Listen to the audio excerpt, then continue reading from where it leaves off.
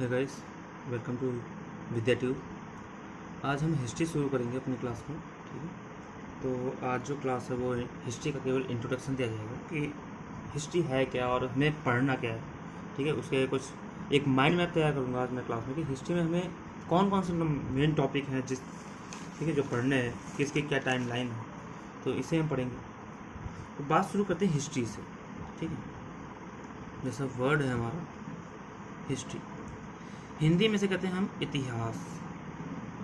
ठीक है, अगर हिस्ट्री की सबकी हम उत्पत्ति देखें, ओरिजिन देखें, तो इसकी जो ओरिजिन है वो ग्रीक वर्ड हिस्टोरिया से हुई है। ठीक है, ये ग्रीक में वर्ड आता है हिस्टोरिया, उस हिस्टोरिया वर्ड से इसकी क्या हुई है, ओरिजिन हुआ है। इस वर्ड का मतलब क्या होता है? ठीक है, जो ग्रीक वर्ड है ये हिस्टोरिया, इससे हिस्ट्री की ओरिजिन हुआ है, उत्पत्ति हुई है, और इसका मतलब होता है कि जो इंफॉर्मेशन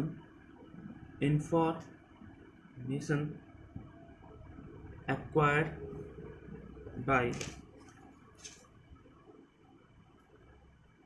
रिसर्च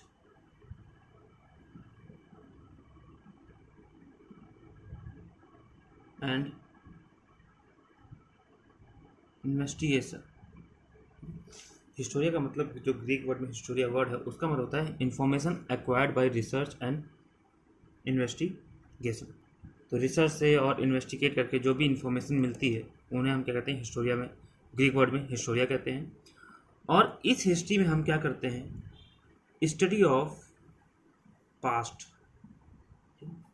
इस हिस्ट्री जो सब्जेक्ट है हमारा, इस हिस्ट्री में हम पास्ट की हिस्ट्री कहते हैं, अपने अतीत का अध्ययन करते हैं और अपने उन सभी पलों पर, उन सभी इवेंट्स में, पास्ट जो भी इवेंट हुए हैं, जैसे ह्यूमन का डेवलपमेंट हुआ, एग्रीकल्चर प्रोसेस शुरू हुआ, ह्यूमन का सटल एग्रीकल्चर करना शुरू किया।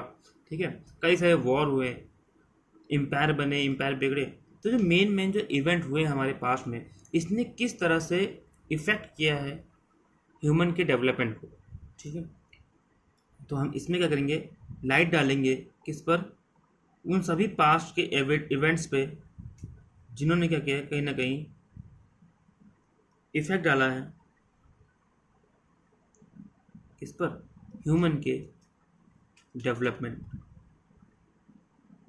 ह्यूमन जब से, देखो, जब ह्यूमन हुआ था स्टार्टिंग में, तो जैसे आज हम हैं ऐसा तो था नहीं। पहले का ह्यूमन जो था वो कैसा था, जाहिर सी बात है, क्या सब जानते हैं कि वो कहीं ना कहीं बंदर की तरह, चिंपैंजी की तरह था। ठीक है, लेकिन धीरे धीरे क्या हुआ, और वो क्या करता था, हंटिंग गैदरिंग सोसाइटी में रहते थे, घूमते रहते थे, जंगल से स्कैवेंजिंग करते थे और जंगल के जो भी चीज़ें मिलती थी उसको खाते थे। नोमैडिक एम्पायर फिर बने, फिर धीरे धीरे हमने क्या किया, एग्रीकल्चर किया, फिर धीरे धीरे हमारा एम्पायर बने, एम्पायर से फिर वॉर भी हुए, और आज हम मॉडर्न ह्यूमन के रूप में आए हम। ठीक है, तो ये जो ह्यूमन डेवलपमेंट हुआ, इस ह्यूमन डेवलपमेंट में जो पास्ट के इवेंट हैं, जो पास्ट कौन कौन से ऐसे इवेंट हुए हैं जिसने कहीं ना कहीं ह्यूमन डेवलपमेंट को इफेक्ट डाला है, इफेक्ट किया है इस पर। ठीक है, उन सभी इवेंट्स का हमें अध्ययन करते हैं किसमें, हिस्ट्री। ठीक है, तो ये होगी हिस्ट्री की बात। अगर मैं हिस्ट्री का एक जनरल क्वेश्चन कभी कभी आता है, कई बार लोग पूछते हैं कि हिस्ट्री की अगर मैं फादर की बात करूँ, ठीक है, फादर ऑफ हिस्ट्री, तो फादर ऑफ हिस्ट्री कौन है, सभी जानते हैं, हेरोडोटस। ठीक है, हेरोडोटस जो है उनको फादर ऑफ हिस्ट्री बोला जाता है, और ये ग्रीक हिस्टोरियन है। ठीक है, ये ग्रीक हिस्टोरियंस है और इनका जन्म एंशिएंट ग्रीक में हुआ था। ठीक है, लगभग 484 BC, यही बिफोर क्राइस्ट हुआ। ठीक है, तो हेरोडोटस को हम फादर ऑफ हिस्ट्री के रूप में जानते हैं। उसके बाद अगर हम बात करें कि हिस्ट्री के, अगर हम टाइम लाइन की बात करें, सोर्सेज के पर पहले बात कर लेते हैं, सोर्सेज। ठीक है, हिस्ट्री में सोर्सेज कौन कौन से यूज़ किए जाते हैं। जैसे अगर मैं बात करूं कि हिस्ट्री, देखो, हिस्ट्री जो लिखी जाती है वो पुराने कहीं ना कहीं कुछ सोर्सेज के अकॉर्डिंग लिखी जाती है। ठीक है, तो कौन कौन से सोर्सेज हैं जिनके अकॉर्डिंग हम हिस्ट्री को रिकन्स्ट्रक्ट करते हैं, हिस्ट्री को लिखते हैं। तो दो तरह के मेन सोर्सेज आते हैं, एक होते हैं लिटरेचर सोर्सेस और दूसरा होता है नॉन लिटरेचर सोर्सेस। ठीक है, हिंदी में कहते हैं इसको हम साहित्यिक सोर्स और असाहित्यिक सोर्स। ठीक है, लिटरेचर और नॉन लिटरेचर सोर्स।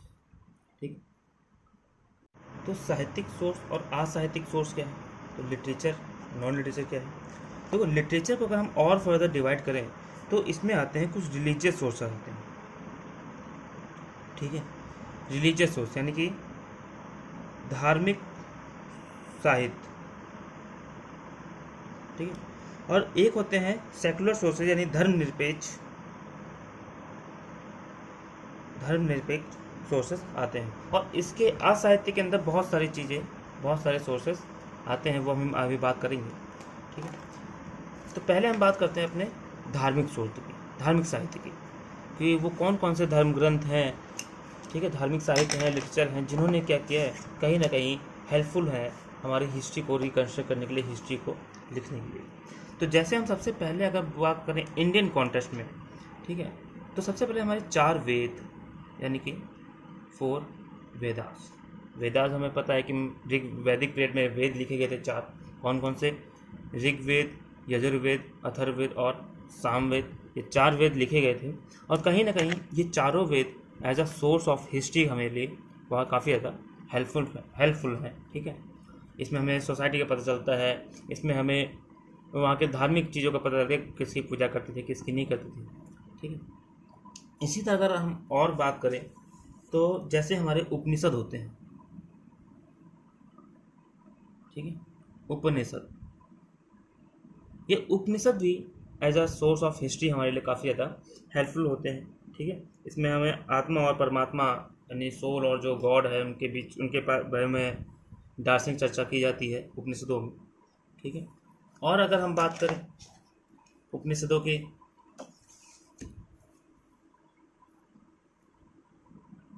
तो जैसे हमारे कई सारे सूत्र हैं। ठीक है, जैसे हमारी इपिक्स हैं। एपिक कैसे, जैसे रामायण और हमारा महाभारत। तो जैसे इपिक हो गया रामायण महाभारत, ये भी कहीं ना कहीं क्या होता है, हमारे लिए सोर्स ऑफ हिस्ट्री की तरह काम करते हैं। इनसे भी हमें क्या मिलता है, अपने पास्ट के बारे में काफ़ी कुछ जानने को मिलता है। और इसके अलावा अगर हम बुद्धिस्ट लिटरेचर की बात करें तो हमने पढ़ा होगा आपने, ठीक है, सुना होगा त्रिपिटक। ठीक है, बुद्धिस्ट में तीन किताबें लिखी गई, त्रिपिटक, जिसमें जिसमें क्या कौन आते हैं, सूत पिटक, विनय पिटक और अभिधम पिटक। ये 3 पिटक आते हैं और इन्हें हम क्या कहा जाता है, क्या कहते हैं, सूत पिटक, त्रिपिटक कहा जाता है। तो इसमें कौन कौन से आते हैं, सूत पिटक, अभिधम पिटक और विनय पिटक। ठीक है, सूत पिटक, अभिधम पिटक और विनय पिटक। तो ये तीनों पिटक जो हैं हमारे बुद्धिस्ट ट्रेडिशन के बारे में बताते हैं, बुद्धिस्ट के समय क्या क्या सोसाइटी थी, उस समय क्या हमारा अतीत था, तो उसके बारे में हमें यहाँ से पता चलता है। और इसके अलावा कई सारे जैन के टेक्सचुअल सोर्सेज भी हमें हेल्पफुल होते हैं हिस्ट्री को रिकन्स्ट्रक्ट करने के लिए। और भी कई सारी चीज़ें हैं। ठीक है, धीरे धीरे बात करेंगे। उसके बाद जैसे मैंने बोला धर्मनिरपेक्ष, तो धर्मनिरपेक्ष में अगर बात करें तो जैसे धर्मनिरपेक्ष कौन सी बुक्स होती है, देखो एक होता है धार्मिक, जिसमें धर्म के बारे में बताया जा रहा होता है, चाहे वो आपका ब्राह्मण धर्म हो, चाहे इस्लाम धर्म हो, चाहे सिख का धर्म हो, चाहे जैन धर्म हो, चाहे बौद्ध धर्म हो। ठीक है, इस धार्मिक साहित्य में ये जो रिलीजियस बुक्स होती हैं, इसमें धर्म के बारे में चर्चा की जाती है। ठीक है, और धार्मिक पुस्तकें भी हमारे लिए काफ़ी ज़्यादा हेल्पफुल होती हैं हिस्ट्री को लिखने के लिए। और वहीं पे कुछ किताबें ऐसी होती हैं, कुछ लिटरेचर ऐसे होते हैं जो धर्म के बारे में नहीं बताते, वो ज्ञान की बात करते हैं। जैसे कबीरदास के जो भी हमें दोहे मिलते हैं या फिर जो भी चीज़ें मिलती हैं, वो सोर्स ही तो हमें बताते हैं कि ऐसे सोर्स काम करते हैं कि नहीं करते हैं हिस्ट्री के लिए। लेकिन क्या वो धार्मिक है, धार्मिक नहीं है, वो धर्मनिरपेक्ष है। तो ये कबीरदास जी ने कभी धर्म का समर्थन किया ही नहीं। ठीक है, वो ज्ञान की बात करते थे। तो इसमें जो धार्मिक धर्मनिरपेक्ष पुस्तकों में आते हैं, जैसे कौटिल का अर्थशास्त्र। ठीक है, कौटिल का अर्थशास्त्र जो आता है वो भी किस में आता है, हमारा धर्मनिरपेक्ष लिटरेचर में आता है। इसके अलावा हमारे कई सारे जैसे मनुस्मृति, ठीक है, मनुस्मृति क्या है, एक कानूनी पुस्तक है जो as a source of history हमारे लिए काफ़ी ज़्यादा हेल्पफुल है। इसके अलावा अगर हम बात करें पढ़नी की, ठीक है,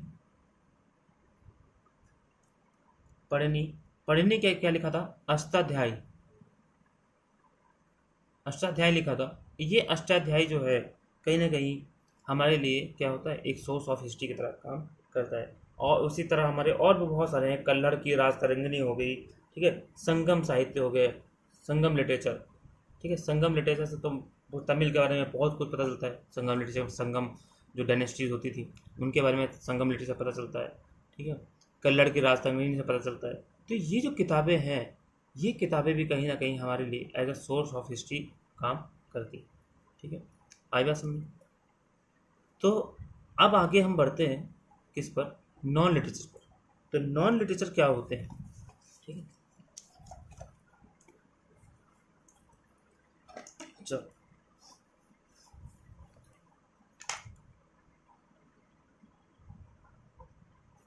यानी कि असाहित्यिक स्रोत, नॉन लिटरेचर सोर्सेज, ठीक है। तो इसमें कौन कौन से आते हैं, इसमें पहले पे आते हैं हमारे इंस्क्रिप्शंस।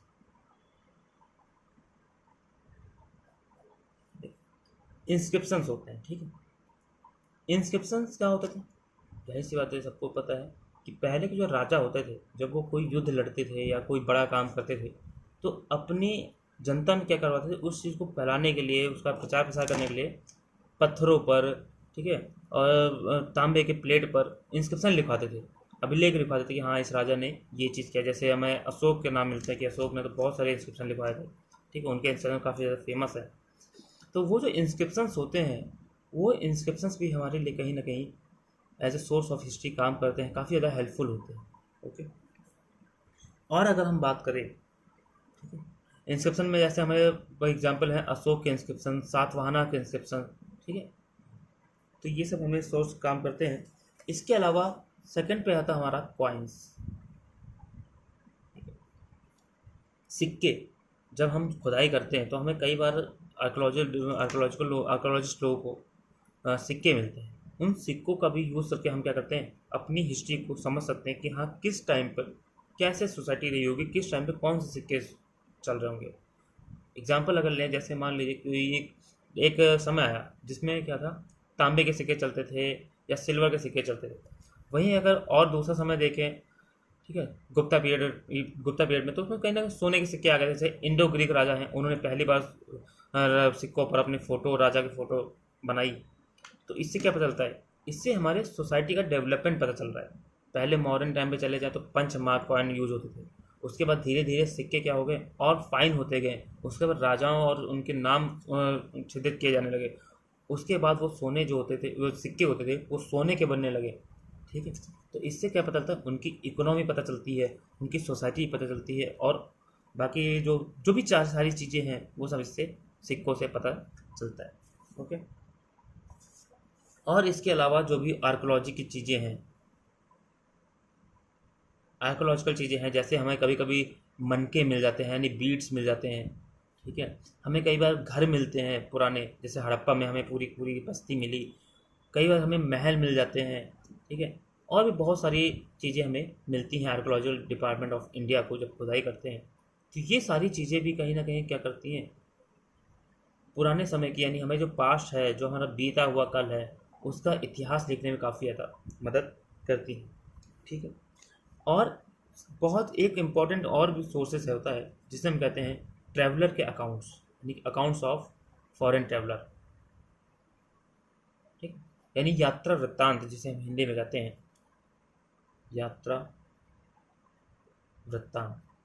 तो देखो हमारे इंडिया में पुराने समय से ही लोग आते रहे, चाहे मैगस्थनीज हो, चाहे फाहियान हो, ठीक है, ये सभी लोग हमारे इंडिया में आए हैं, यहाँ पे आके घूमे हैं, पूरा पूरा सोसाइटी देखी, और फिर जाके इन्होंने क्या किया, अपनी बुक से लिखी, अपनी किताबें लिखी, और उसमें इंडिया के बारे में सारी चीज़ें लिखी, जो भी उन्होंने इंडिया के बारे में एक्सपीरियंस किया। और ये चीज़ें तुम आज भी देख सकते हो आप लोग, ठीक है, आप लोग ये चीज़ आज भी देखते हो, बहुत लोग आते हैं इंडिया आते हैं और वहाँ घूमते हैं, या फिर इंडिया से लोग बाहर जाते हैं और वहाँ पे घूमते हैं और आके वापस अपनी एक किताब लिखते हैं।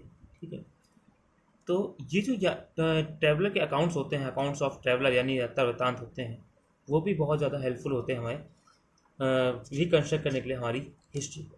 ठीक है, तो इस तरह से ये कुछ मेन सोर्सेज हो गए। इसके अलावा न्यूज़पेपर, अगर मॉडर्न हिस्ट्री की अगर बात करें, ठीक है, मॉडर्न हिस्ट्री जब हम लिखते हैं तो न्यूज़पेपर और जो लेटर होते थे ये सब भी हमें प्रेस की जो भी चीज़ें होती थी, मैगजीन जो होती थी, ये सारी चीज़ें भी हमारे लिए सोर्स ऑफ हिस्ट्री का काम करते हैं। तो ये कुछ ओवरऑल ऊपर पॉइंट हो गया। ठीक है, आप इसको एक बार बुक से रीड कर लेना, समझ में आ जाएगा। तो इंस्क्रिप्शन, कॉइन्स, आर्कियोलॉजिकल डिपार्टमेंट की जो भी चीज़ें मिलती हैं, ट्रैवल के अकाउंट्स ऑफ ट्रैवलर मिलते हैं, न्यूज़पेपर्स की चीज़ें मिलती हैं, तो ये नॉन लिटरेचर सोर्सेज है। ठीक है, ये कोई लिटरेचर नहीं है, इसमें कोई साहित्य, कोई कथा, ऐसा कुछ नहीं कहा जा रहा है, ये असाहित्यिक चीज़ें हैं। ठीक है, अब अगर हम टाइम पीरियड को बात करें, टाइम पीरियड यानी कालक्रम, इतिहास का कालक्रम अगर बांटें तो वो किस तरह से करते हैं उसे समझते हैं। ठीक है, तो जो टाइम पीरियड है, अगर मैं बात करूँ, लोग वैसे बोलते हैं हमें हिस्ट्री पढ़नी है, ठीक है, और वो बोलते हैं हमें एंशिएंट हिस्ट्री पढ़नी है, एंशिएंट हिस्ट्री से पढ़ाएंगे नहीं पढ़ाएंगे। तो एंशिएंट हिस्ट्री अगर देखें तो एंशिएंट हिस्ट्री 600 BC से शुरू होती है, यानी महाजनपद के समय से, आयरन एज से। लेकिन इतिहास उससे पहले से चलता आ रहा है। ठीक है, इतिहास आपका पाषाण काल से चलता आ रहा है हिंदी में, या फिर पैलोलिथिक से चलता आ रहा है। ठीक है, जब हम वर्ल्ड हिस्ट्री पढ़ेंगे तब और अच्छे से पढ़ेंगे इतिहास कब से आ रहा है, अभी तो हम इंडियन हिस्ट्री कॉन्टेक्स्ट में पढ़ रहे हैं। ठीक है, तो इतिहास को अगर मैं कालक्रम बांटूँ तो नॉर्मल हम 3 भागों में इसको डिवाइड करते हैं। ठीक है, पहला क्या है, prehistory, then second protohistory, और देन एट लास्ट हिस्ट्री यानी कि इतिहास। ठीक, अब इसमें अंतर क्या है, difference, prehistory, protohistory और हिस्ट्री में डिफरेंस क्या है।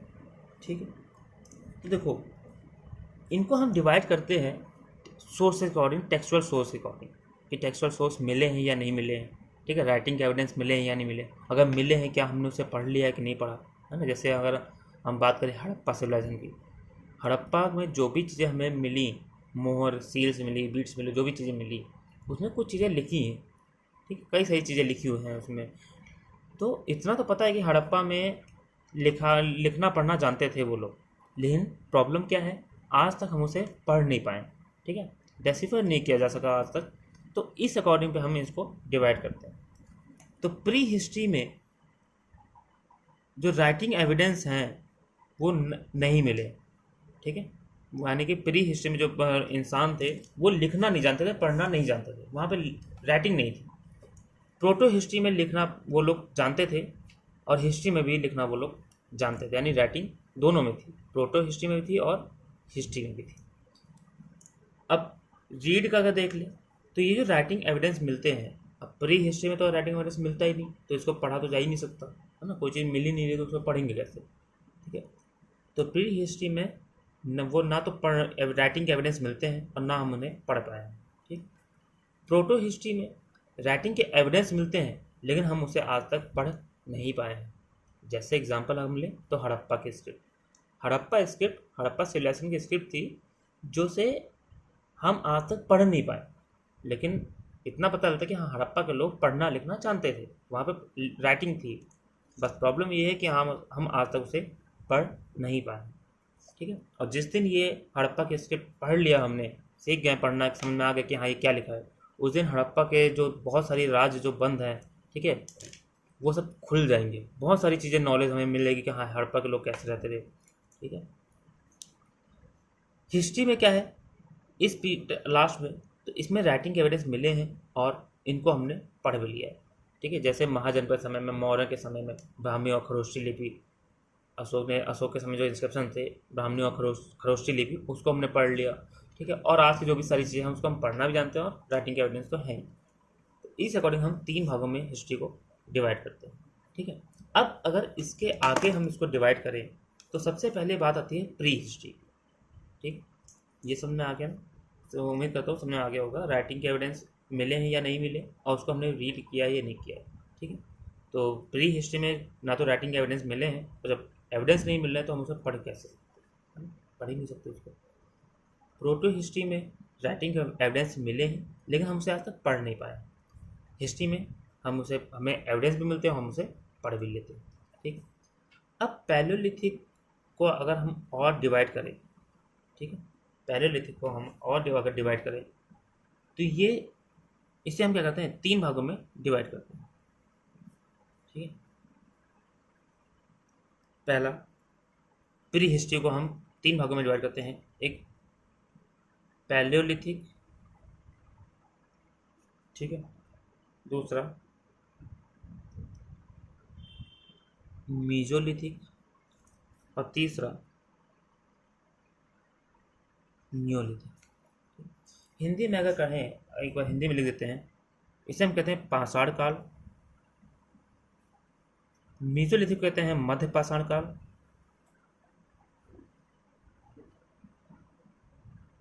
और नियोलिथिक कहते हैं हम नव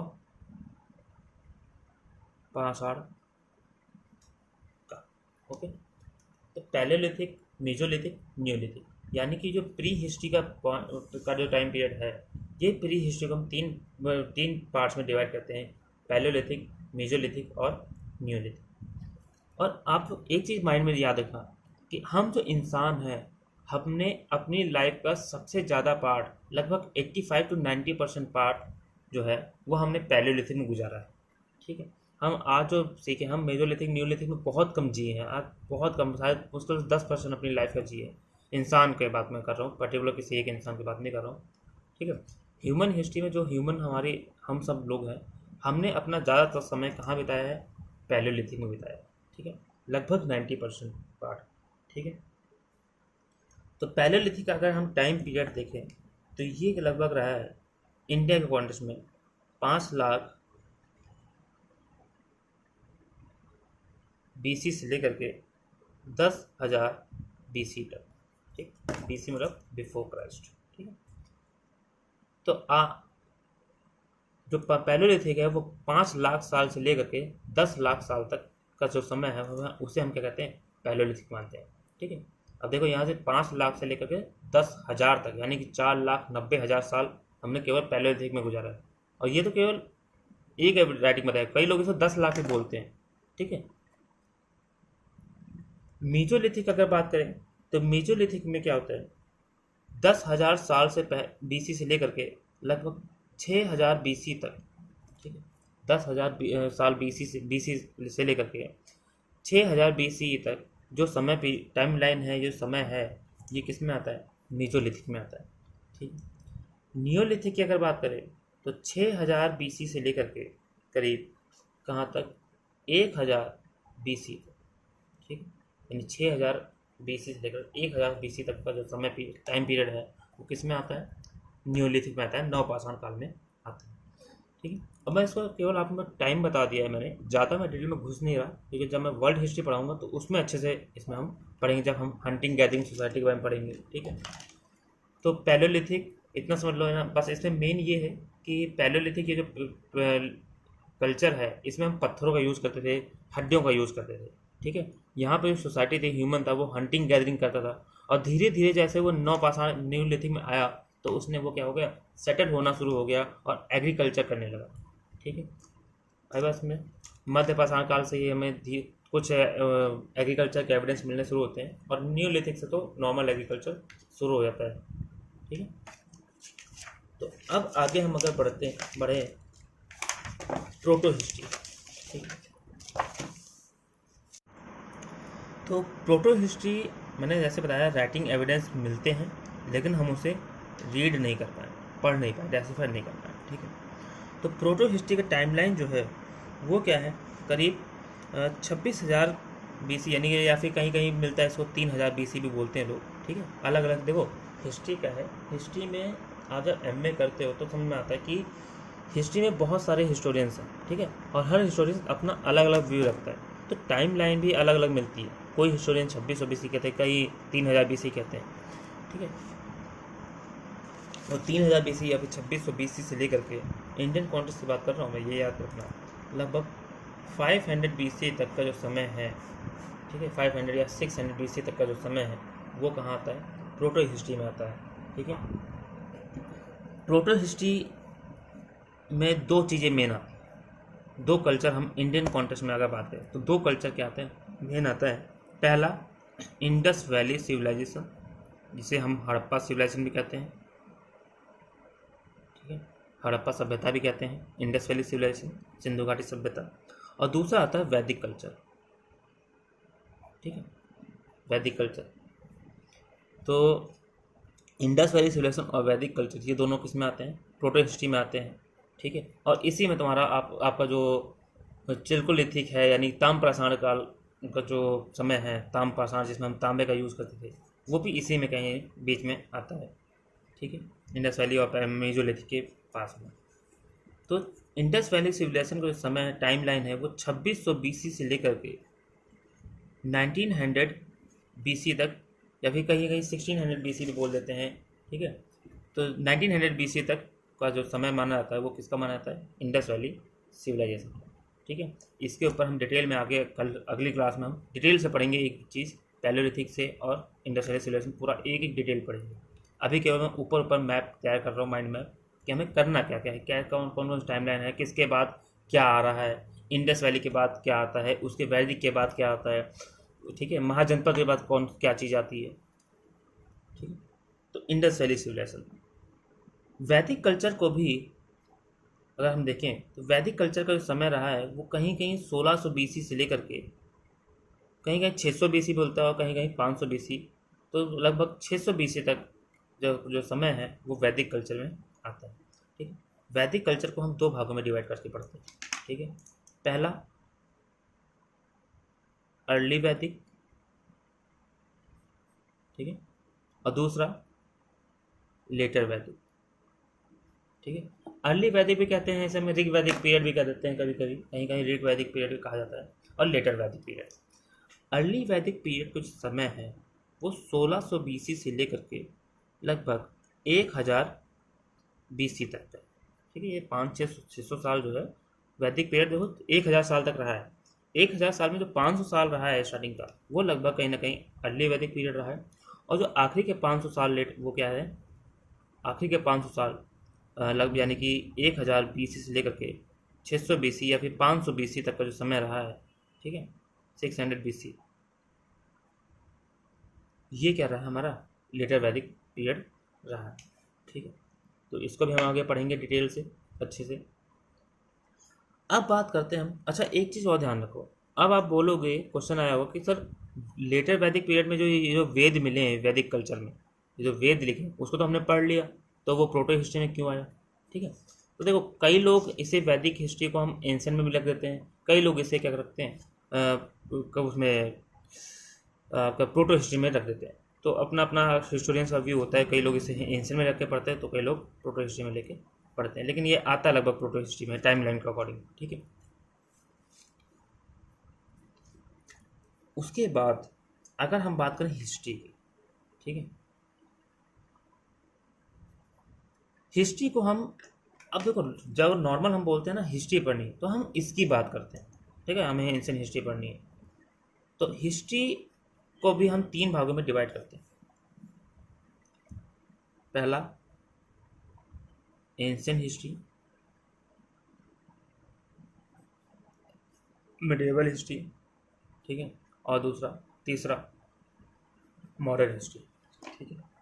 एंशिएंट हिस्ट्री, मिडिवल हिस्ट्री और मॉडर्न हिस्ट्री, ये 3 पीरियड में हम हिस्ट्री को डिवाइड करते हैं।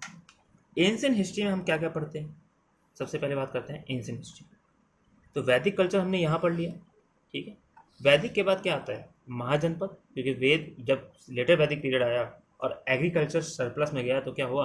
अर्बनाइजेशन होना शुरू हुआ, ट्रेड बढ़ना शुरू हुआ, अर्बनाइजेशन हुआ, और उससे क्या हुआ? कई सारे टाउन्स, कई सारे जनपद, महाजनपद जिन्हें कहा जाता है, महाजनपद बने, और वहीं से एक कल्चर शुरू हुआ महाजनपद का, ठीक है। तो हम इसमें पहली चीज़ पढ़ते हैं महाजनपद। महाजनपद। ठीक है, महाजनपद जो है, आगे तो बात करते हैं महाजनपद। महाजनपद के बाद क्या आता है हमारा, मगध के बारे में पढ़ते हैं। ठीक है, मगध एम्पायर महाजनपद में सबसे एक जनपद था जो सबसे इम्पोर्टेंट जनपद निकला, बन के निकला, वो कौन सा था, मगध था। और वो उसके फिर अब मगध एम्पायर में हमें पता है मौर्यन एम्पायर आया, बहुत सारे एम्पायर आए, और मगध एम्पायर सबसे इम्पोर्टेंट महाजनपद था पूरे 16 के 16 महाजनपद में। तो इसको भी हम मगध को भी हम पढ़ेंगे कि मगध क्यों इम्पोर्टेंट हुआ, कैसे हुआ, क्या चीज़ें हुई, किन किन लोगों ने इस पर शासन किया। ठीक है, ये हुआ मगध हो गया। उसके बाद अगर हम बात करें तो हम क्या पढ़ेंगे, मौर्य के बारे में पढ़ेंगे। मगध से निकले, मगध में एक जो एम्पायर बना मौर्य एम्पायर, और ये इंडिया का सबसे पहला एम्पायर और सबसे प्राचीन एम्पायर बना, साम्राज्य बना, जिसे हम क्या कहते हैं, मौर्य एम्पायर। और इसकी जो टाइम लाइन थी वो क्या थी, 324 BC से लेकर के 187 BC तक। ठीक है, आपके सम्राट अशोक, चंद्रगुप्त मौर्य, अजातशत्रु, ये कौन कहाँ आते हैं, मौर्य एम्पायर में आते हैं। तो हम इसको भी पूरा पढ़ेंगे, मौर्य एम्पायर कैसे बना, कौन कौन से राजा हुए, किस राजा ने क्या क्या किया। ठीक है, वहाँ की सोसाइटी कैसी थी, वहाँ का रिलीजन कैसा था, वहाँ का पॉलिटिकल सिस्टम कैसा था। ठीक है, और एडमिनिस्ट्रेटिव सिस्टम कैसा था, जुडिशियल सिस्टम कैसा था। ठीक है, कॉइन कैसे थे। फिर हम आर्ट एंड कल्चर जब पढ़ेंगे तो वहाँ पे उसमें भी हम मौर्य एम्पायर के आर्ट एंड कल्चर को पढ़ेंगे, कौन कैसा कल्चर था वहाँ का। फिर मौर्य एम्पायर के बाद हम पढ़ेंगे किसके बारे में, गुप्ता पीरियड के बारे में। ठीक है, अब मौर्य एम्पायर ये याद रखना, मौर्य एम्पायर हम नॉर्थ इंडिया में आया था, मतलब था तो पूरे इंडिया में, लेकिन इंडिया का कुछ जो साउथ का पार्ट है, जो केरल तमिलनाडु का जो पार्ट है, वहाँ पर चेर चोल और पांड्या, ये तीनों भी हम साउथ में पढ़ेंगे। फिर गुप्ता एम्पायर के बारे में पढ़ेंगे। गुप्ता एम्पायर कब बना, लगभग 300 AD से लेकर के 600 AD तक, लगभग ये जो समय ओवरऑल है वो किसका है, गुप्त पीरियड का है, वो हम देखेंगे। ठीक है, इसके बाद जो मेन राजा बने, मेन साम्राज्य आया, वो थे हर्षवर्धन राजा। ठीक है, हर्षवर्धन। ठीक है, हर्षवर्धन के जो साम्राज्य था, सम्राट हर्षवर्धन का, उनके बारे में पढ़ेंगे। और ये लगभग था 606 AD से लेकर के 647 AD।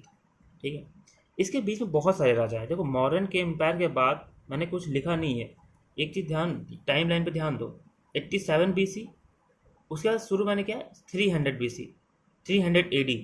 ठीक है, तो बीच जो समय है उसमें कई सारे राजा आए, कुषाण आए, पार्थन आए, शक आए, इंडो ग्रीक आए, तो हम उनको भी पढ़ेंगे। ठीक है, उनको छोड़ेंगे नहीं। तो ये हो गया, तो ये हो गया आपका एंशिएंट हिस्ट्री। ठीक है, अब बात करते हैं मिडिवल की।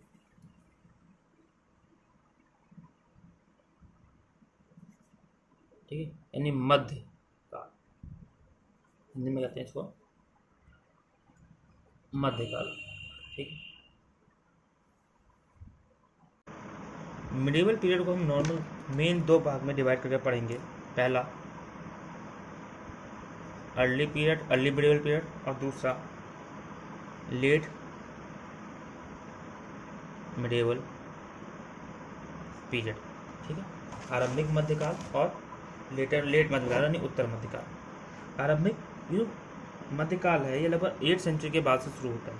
ठीक है, तो 8 से लेकर के लगभग 12th सेंचुरी तक। ठीक है, ये 8th सेंचुरी से लेकर के 12th सेंचुरी यानी 12वीं शताब्दी तक जो आता है वो कहाँ आता है, अर्ली मेडिवल पीरियड में आता है। उसके बाद का जो समय है, ठीक है, वो कहाँ आता है, लेट मेडिवल पीरियड में आता है। और इसमें हम क्या क्या पढ़ेंगे ये देख लेते हैं। तो इसमें हम पहले पढ़ेंगे 8th-9th सेंचुरी में जो पालाज आए थे। ठीक है, पालाज, और कौन आए थे, प्रतिहार आए थे, और कौन आए थे, राष्ट्रकूट। ये तीनों मेन डायनेस्टी रही हैं, शासन किया है जिन्होंने इंडिया के कई रीजन में। तो हम इसको पढ़ेंगे, पाला के बारे में पढ़ेंगे, प्रतिहार के बारे में पढ़ेंगे, राष्ट्रकूट के बारे में पढ़ेंगे। इसके बाद फिर अगर हम 9th सेंचुरी के बाद बढ़े, 9th से 12th सेंचुरी में, तो 9th से 10th सेंचुरी में क्या आए थे, चोला। ठीक है, चोल के बारे में पढ़ेंगे, चोल एम्पायर के बारे में पढ़ेंगे। उसके बाद 12th सेंचुरी में क्या हुआ था, याद होगा जब गजनवी पीरियड आया था तो क्या हुआ था, कई सारे कॉन्फ्लिक्ट होना शुरू हो गए थे। तो द 12th सेंचुरी को हम कहते हैं एज ऑफ कॉन्फ्लिक्ट। ठीक है, एज ऑफ कॉन्फ्लिक्ट। तो एज ऑफ कॉन्फ्लिक्ट के बारे में पढ़ेंगे कि इसमें गजनवी आए थे, राजपूत, तुर्किस, इन सब के बीच क्या हुआ था, काफ़ी ज़्यादा कॉन्फ्लिक्ट हुए थे। तो वो सारा कॉन्फ्लिक्ट पढ़ेंगे, कौन कैसे आया, क्या कॉन्फ्लिक्ट हुआ, किसके बीच क्या लड़ाई हुई। उसके बाद बात करते हैं हम लेट मिडिवल पीरियड। ठीक है, उम्मीद है आपको ये सब समझ में आ गया होगा कि हम क्या क्या पढ़ेंगे। तो हम अभी डिटेल में नहीं पढ़ा रहा, अभी मैं केवल एक ओवरव्यू बना रहा हूँ कि हमें पढ़ना क्या क्या है आगे चल के, हमारे आगे क्लास में कौन कौन से टॉपिक कवर किए जाएंगे। ठीक है, लेट मिडिवल पीरियड में अगर हम बात करें तो लेट मिडिवल पीरियड को हम दो भाग में डिवाइड करके पढ़ेंगे। पहला पार्ट करेंगे नॉर्थ पार्ट और दूसरा डेक्कन एंड साउथ इंडिया।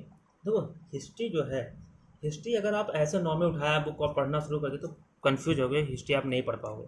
ठीक है, हिस्ट्री को सबसे आसान तरीका पढ़ने का ये होता है कि आप पार्ट में पढ़ो, नॉर्थ की हिस्ट्री पढ़ो, फिर साउथ की अलग पढ़ो। ठीक है, समय के अकॉर्डिंग बांट दो। ठीक है, ऐसे जैसे हम लेट मिडिवल पीरियड को अब हम उठा के लेट मिडिवल पीरियड पूरा पढ़ने लगे लेट में तो कन्फ्यूज होंगे। हमें पहले पढ़ेंगे नॉर्थ के बारे में कि नॉर्थ में क्या चल रहा था, और फिर पढ़ेंगे हम डेक्कन या साउथ इंडिया में क्या चल रहा था। ठीक है, तो उससे हमें माइंड में हमेशा से याद हो जाता है कि हाँ ये चीज़ें यहाँ पे थी।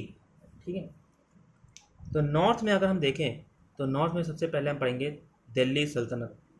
ठीक है, यानी कि दिल्ली सल्तनत।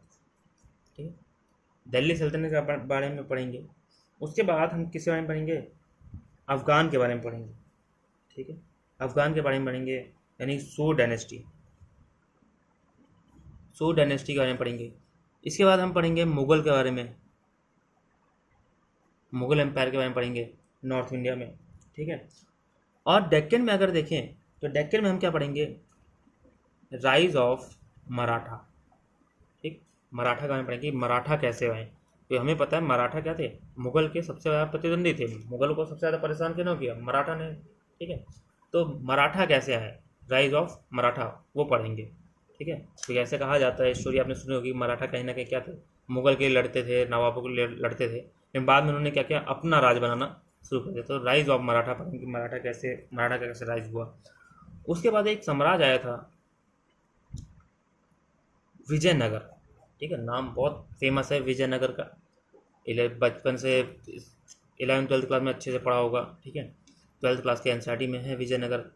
विजयनगर एम्पायर के बारे में पढ़ेंगे कि विजयनगर क्या था, कैसे बना, क्या पॉलिटिकल सिस्टम था, एडमिनिस्ट्रेटिव सिस्टम क्या था, प्रशासनिक ढांचा क्या था, मतलब जुडिशियल कैसा था, ऐसा जोग्राफिकल एरिया क्या था, सोसाइटी कैसी थी, सारी चीज़ में हम कवर करेंगे। और उसके जो मेन राजा हैं वो सारे इनमें थे। विजयनगर के बाद एक बना था बहामनी किंगडम, बहामनी किंगडम। ठीक, ये बहामनी किंगडम के बारे में हम अच्छे से पढ़ेंगे कि बहामनी किंगडम कब आया, कैसे बना, ये सारी चीज़ें हम पढ़ेंगे। तो अब देखो इसमें मेन चीज़ें लिख दी है मैंने। ठीक है, मेन चीज़ें हम जैसे अर्ली में हम पढ़ेंगे पाल, प्रतिहार, राष्ट्रकूट, चोल और एज ऑफ कॉन्फ्लिक्ट यानी गजनवी पीरियड। ठीक है, वो पढ़ेंगे। फिर लेट मिडिवल पीरियड में हम नॉर्थ में पढ़ेंगे दिल्ली सल्तनत, मुग़ल, सो डायनेस्टी, ये पढ़ेंगे। डेक्कन में हम या साउथ इंडिया में पढ़ेंगे राइज ऑफ मराठा। ठीक है, मराठा का देखेंगे राइज, विजयनगर देखेंगे, बहामनी किंगडम देखेंगे। तो ये हो गया हमारा क्या, मिडिवल पीरियड। अब बात करते हैं मॉडर्न हिस्ट्री। ठीक है, यानी कि एंशिएंट होगी हमारी, मिडिवल का मैंने बता दिया, और अब बात करते हैं हम मॉडर्न हिस्ट्री में हम क्या क्या पढ़ेंगे और क्या हम मॉडर्न हिस्ट्री को कैसे पढ़ेंगे। तो देखो मॉडर्न हिस्ट्री की जो स्टार्टिंग होती है वो कहीं ना कहीं एडवेंट ऑफ यूरोपियन से होती है। ठीक है, जब यूरोप के लोग इंडिया में ट्रेड करने आने लगे, जैसे पुर्तगाली आए थे, डच आए थे, स्पेनिश आए थे, ब्रिटिश आए थे, फ्रांस के लोग आए थे। ठीक है, तो वहीं से कहीं ना कहीं क्या होता है, हमारी मॉडर्न हिस्ट्री शुरू हो जाती है। और उसमें हम पढ़ेंगे कि डच कैसे आए, पुर्तगाली कैसे आए, ठीक है, ब्रिटिश कैसे आए, तो वास्को डी गामा के बारे में पढ़ेंगे, पूरा सारी चीज़ें हम उसको पढ़ेंगे। और फिर जाके जो मुग़ल एम्पायर था, मुग़ल एम्पायर क्या हो गया, डिसइंटीग्रेशन पढ़ेंगे, डिसइंटीग्रेशन ऑफ मुगल एम्पायर पढ़ेंगे या फिर सक्सेसर पढ़ेंगे। ठीक है, 18 सेंचुरी सक्सेसर। ठीक है, 18 सेंचुरी सक्सेसर में हम क्या, जैसे इंडिया, हमें पता है कि 18 सेंचुरी में जब मुगल एम्पायर था, ठीक है, मुगल एम्पायर का डिसइंटीग्रेट हुआ तो उनके सक्सेसर निकले, और वो सक्सेसर 3 तरह के थे, इंडिपेंडेंट, ठीक है, दूसरा सक्सेसर, और तीसरा वॉरियर। ठीक है, जैसे वॉरियर जैसे मराठा हो गए, तो इनको हम पढ़ेंगे पूरा। ठीक है, इसके बाद मुगल एम्पायर जब ख़त्म हो गया उसके बाद हम पढ़ेंगे क्या, ब्रिटिश विक्ट्री ओवर इंडिया, है ना। तो पुर्तगाल, स्पेनिश, डच, फ्रांस, ब्रिटिश सब लोग आए थे हमारे इंडिया में, अलग अलग समय में अपने अपने समय में आए व्यापार करने, लेकिन एट लास्ट ब्रिटिश जो थे, यानी यूके के जो आए थे ब्रिटिश लोग, वही सक्सेसफुल पूरे इंडिया पर कब्जा कर पाए और पूरे इंडिया को गुलाम बना पाए। बाकी सारे जो उनके कंपटीटर्स है वो सारे फेल हो गए और अपने अपने देश वापस उनको लौटना पड़ा, या फिर एक नहीं लौटे तो छोटे से पार्ट में सिमट के रह गए। तो ब्रिटिश क्यों सफल हुए अब इंडिया को कब्जा करने के लिए, उन सारी चीज़ों पर हमें चीज़ों को देखेंगे। जैसे यहाँ पे 18 सेंचुरी में पूरा मुगल एम्पायर ख़त्म हो गया था, तो अलग अलग राज बन गए, निज़ाम हैदराबाद अलग बना, अवध अलग बना, बंगाल अलग बना। धीरे धीरे ब्रिटिश ने क्या किया, अवध को अपने अंदर मिलाना शुरू किया, बंगाल के पर कब्जा कर लिया, हैदराबाद को मिला लिया। ठीक है, हैदराबाद को अपने अंदर उसमें रखा, इन्फ्लुएंस में। तो इन सब चीज़ों की वजह से कहीं ना कहीं ब्रिटिश की जो विक्ट्री है वो इंडिया पर, वो काफ़ी सक्सेसफुल रही, और वो सारी चीज़ें हम इसमें पढ़ेंगे। ठीक है, उसके बाद जब ब्रिटिश इसमें हम पढ़ेंगे ब्रिटिश विक्ट्री में और अच्छे से अगर हम डीपली जाएँ, तो जैसे 1757 का प्लासी का युद्ध पढ़ेंगे हम। ठीक है, 1757 का प्लासी का युद्ध पढ़ेंगे। 1764 का हम बक्सर का युद्ध पढ़ेंगे। ठीक है, 1764 बक्सर का युद्ध पढ़ेंगे। फिर हम पढ़ेंगे 1799 का मैसूर युद्ध। ठीक है, मैसूर में जो युद्ध हुआ था उसे पढ़ेंगे। तो इस तरह से हम जाट और पंजाब का युद्ध पढ़ेंगे और सारी चीज़ें हम पढ़ेंगे, और कहीं ना कहीं इन्हीं सब वॉर की वजह से ब्रिटिश क्या हुआ, ब्रिटिश वालों ने पूरे इंडिया पर कब्जा कर लिया और ब्रिटिश एक सक्सेसफुल कॉलोनी बनाई इंडिया को। सक्सेस हो गया इंडिया पर कब्जा करने के लिए, इंडिया को अपना पावर जमाने के लिए। ठीक है, तो ब्रिटिश विक्ट्री हो गई। इसके बाद अगर हम बात करें, ठीक है, इसके बाद हम बात करें तो अब ब्रिटिश ने जब कब्जा कर लिया, 1757 का युद्ध किया, बक्सर का युद्ध किया, तो दीवानी आ गई थी उनके पास। ठीक है, बंगाल में। उसके बाद अलग अलग युद्ध करके उन्होंने क्या किया, अलग अलग रीजन को अपने अंदर मिलाना शुरू किया, अवध को मिला लिया, मैसूर को मिला लिया, पंजाब के साइड को मिला लिया। उसके बाद जब युद्ध का पीरियड समय ख़त्म हुआ तो अब उन्होंने कब्जा कर लिया, तो उन्होंने क्या किया, कई सारी पॉलिसी बनाई, डायरेक्ट और इनडायरेक्ट। डायरेक्ट और इनडायरेक्ट कई सारी पॉलिसी बनाई, जिससे कहीं ना कहीं उन्होंने क्या किया, एक्सप्लोटेशन किया इंडिया। ठीक है, इंडिया का शोषण किया, इंडिया के जो रिसोर्सेज हैं उनको अपने फ़ायदे के लिए यूज़ किया। देखो, अगर हम और डीपली अच्छे से पढ़ें तो कॉलोनी जब हम पढ़ते हैं तो कॉलोनी का मतलब क्या होता है, कॉलोनाइजेशन में तो क्या होता है। ठीक है, कॉलोनाइजेशन का जो कॉलोनाइजेशन में क्या होता है, एक देश जब दूसरे देश पर कब्जा करता है और वहाँ के रिसोर्सेज वो अपने फ़ायदे के लिए क्या करता है, यूज़ करता है, तो हम क्या कहते हैं, कॉलोनी कहते हैं। ठीक है, कॉलोनाइजेशन कहते हैं। तो इन जब ब्रिटिश वालों ने इंडिया को कॉलोनी बना लिया अपना यहाँ पर इन युद्ध के चलते, तो उसके बाद उन्होंने क्या किया, कई सारी पॉलिसीज़ बनाई, जैसे गोद निषेध पॉलिसी बनाई, कई सारे सेटलमेंट किए, permanent settlement, Mahalwari settlement, ryotwari settlement, ये सारी चीज़ें हम आगे पढ़ेंगे। तो इन सभी पॉलिसीज़ की वजह से, ठीक है, जैसे इंडिगो की खेती करवाई ज़बरदस्ती। ठीक है, और वैसे अफ़ीम की खेती कराई। तो इन सब चीज़ों की वजह से क्या हुआ, ब्रिटिश वालों ने इंडिया का बहुत ज़्यादा एक्सप्लोटेशन किया, बहुत ज़्यादा शोषण किया। ठीक है, यहाँ के किसानों को शोषण किया, यहाँ पे इंडस्ट्री को ख़त्म कर दिया, यहाँ के वर्कर जो लेबर थे वो ख़त्म कर गए, जुलाहे ख़त्म हो गए, सबको मतलब पूरा तरह से बर्बाद कर दिया। ठीक है, वो सारी चीज़ में इसमें हम पढ़ेंगे। उसके बाद जब बर्बाद हो गए किसान, तो कहीं ना कहीं लोगों के अंदर गुस्सा आ गया, तो हम क्या पढ़ेंगे, 1857 का रिवॉल्ट पढ़ेंगे। ठीक है, 1857 में रिवॉल्ट कैसे हुआ, जो क्रांति कहते हैं 1857 की, वो क्रांति पढ़ेंगे, क्या क्यों हुआ, कहाँ हुआ, क्या क्या हुआ था उसमें, फेल क्यों हो गया, उसके परिणाम क्या निकले, सारी चीज़ें हम उसे पढ़ेंगे। उसके बाद हम जब पढ़ेंगे राइज ऑफ नेशनलिज्म, ठीक है, यानी कि राष्ट्रवाद का उदय। ठीक है, 1857 की क्रांति फेल हो गई थी। क्यों? क्योंकि कहीं ना कहीं हमारे देश के अंदर क्या था, राष्ट्रवाद नहीं था। कोई किसान अपने लिए लड़ रहे थे, जमींदार अपने लिए लड़ाई कर रहे थे, तो सब अपने अपने लिए लड़ रहे थे, लेकिन कोई देश के लिए नहीं लड़ रहा था कि कोई देश के लिए लड़े, देश को आज़ाद कराने के लिए लड़े। ठीक है, सब अपने अपने फ़ायदे के लिए थे, तो कहीं ना कहीं नेशनलिज्म नहीं था। ठीक है, तो हम वही पढ़ेंगे कि 1857 के बाद नेशनलिज्म का राइज कैसे हुआ, राष्ट्रवाद का उदय कैसे हुआ। नेशनलिज्म के बाद हम क्या पढ़ेंगे, इसमें हम पढ़ेंगे इन स्ट्रगल फॉर इंडिपेंडेंस। ठीक है, स्ट्रगल फॉर इंडिपेंडेंस। ठीक है, तो स्ट्रगल फॉर इंडिपेंडेंस पढ़ेंगे कि इंडिपेंडेंस के लिए, यानी कि स्वतंत्रता के लिए क्या लड़ाई करेगी। महात्मा गांधी आएंगे, उन्होंने कई सारे सत्याग्रह चलाए, कई सारे आंदोलन करे। ठीक है, बंगाल विभाजन पढ़ेंगे, स्वदेशी आंदोलन पढ़ेंगे, ये सारी चीज़ें हम क्या करेंगे, स्ट्रगल में पढ़ेंगे और अपने देश को आज़ादी दिलवाएंगे। ठीक है, तो स्ट्रगल फॉर इंडिपेंडेंस पढ़ेंगे। ठीक है, सारा स्ट्रगल पढ़ेंगे उसमें कि इंडिया कैसे स्ट्रगल किया, इंडिपेंडेंस लिया, स्वतंत्रता में कैसे मिली। उसकी स्वतंत्रता मिलने के बाद हमारा देश दो भागों में बढ़ गया, तो वो चैलेंजेस आए थे हमारे पास, डेमोक्रेसी, इकोनॉमिक डेवलपमेंट और इंटीग्रेट करने के लिए, वो सारे चीज़ें हम इसमें पढ़ेंगे। तो इस तरह से ये आपका एक हिस्ट्री का टॉपिक्स हैं, मेन टॉपिक, इसे इन सबको हम कवर करेंगे, और जो भी छोटे मोटे टॉपिक हिस्ट्री में आएंगे उनको क्या करेंगे, धीरे धीरे कवर करेंगे। ठीक है, तो मिलते हैं फिर अगली क्लास में।